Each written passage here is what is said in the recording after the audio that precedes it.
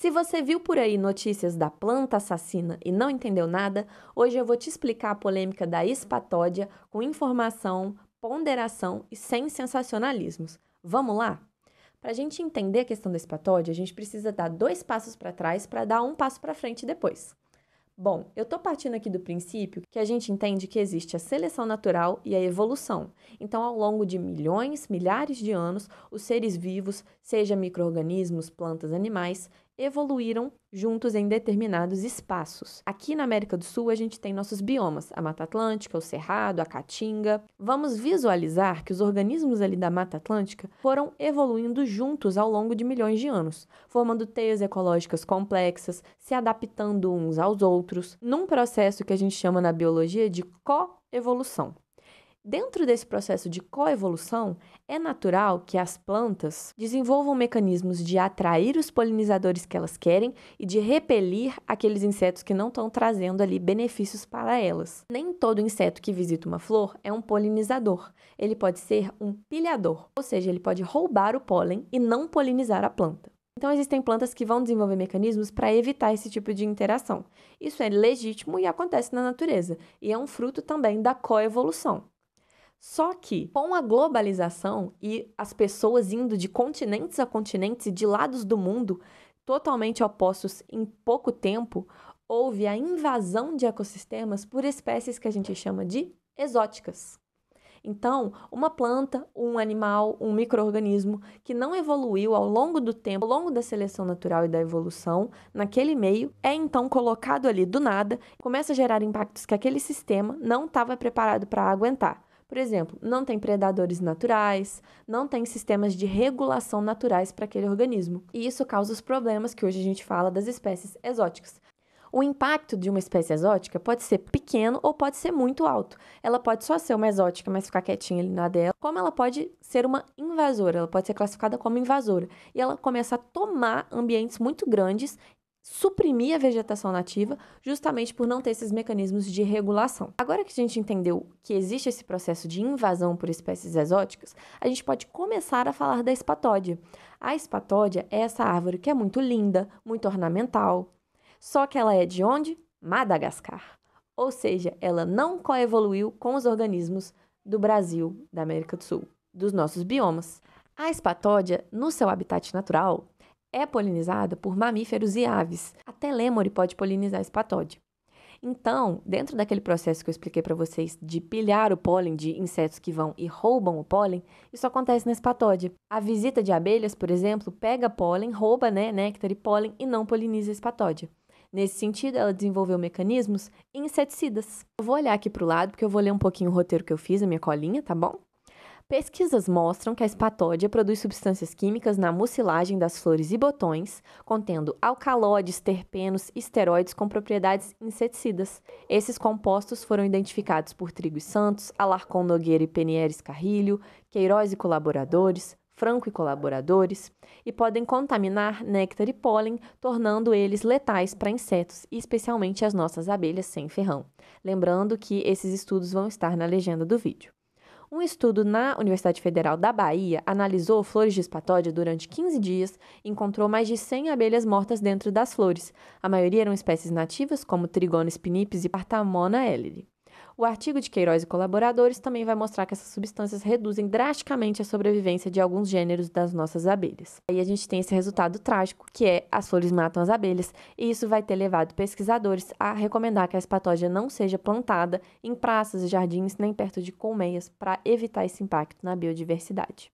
Agora vamos para os pontos polêmicos aqui, na minha opinião.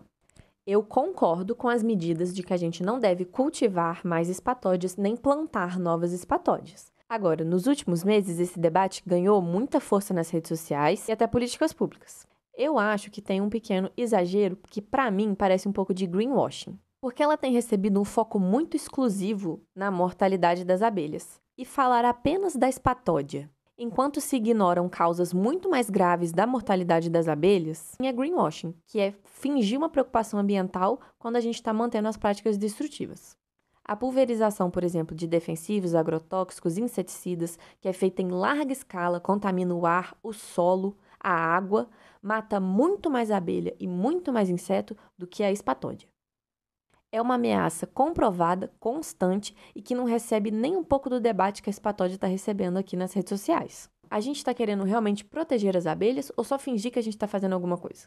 É importante manejar espécies exóticas? Claro, é importantíssimo. Mas o debate se reduzir só a isso não faz sentido. A gente tem várias espécies também que causam muito impacto. A jaqueira, a castanheira, nas restingas, que suprime a vegetação de restinga. Mas a gente está falando sobre isso? Ou a gente está só usando a espatódia como uma fachada para não falar sobre coisas mais importantes?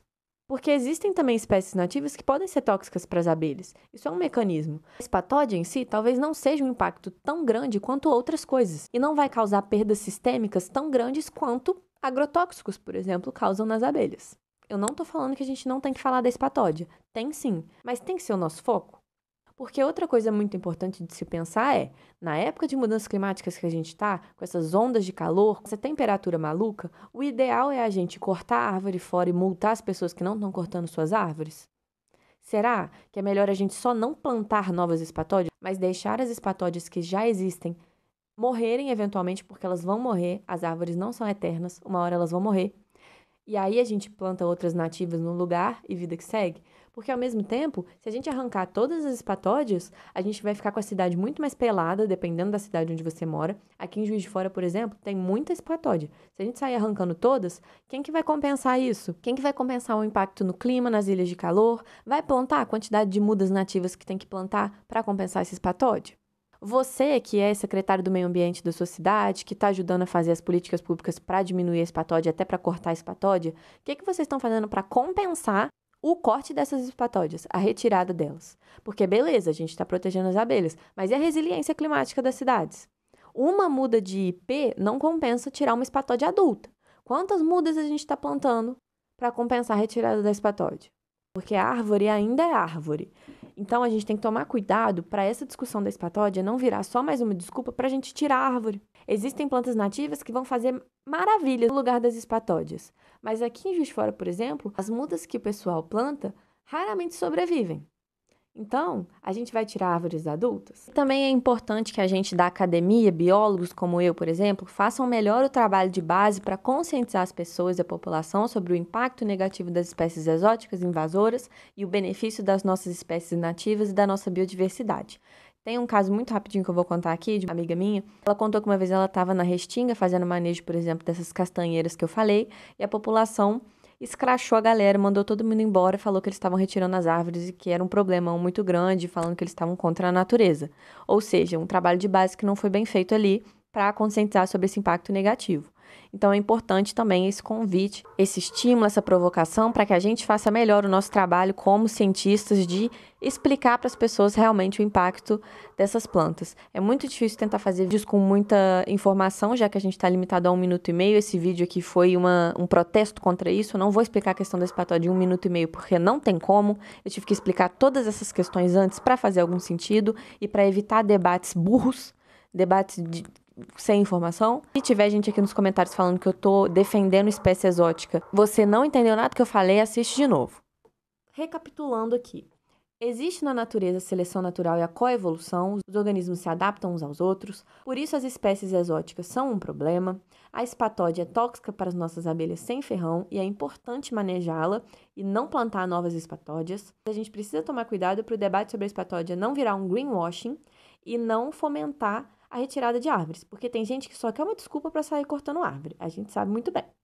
Qual a sua opinião sobre isso?Esse vídeo te ajudou a aprender? Se você gostou, compartilha, porque eu tô desde o ano passado tentando recuperar o meu trabalho aqui nas redes sociais, que foi banido, com 70 mil seguidores no ano passado. E é isso. Obrigada. Eu sou a Júlia, tô me formando em Biologia. Olha aí o resto dos meus conteúdos para você ver se gosta e me acompanha por aqui. Tchau!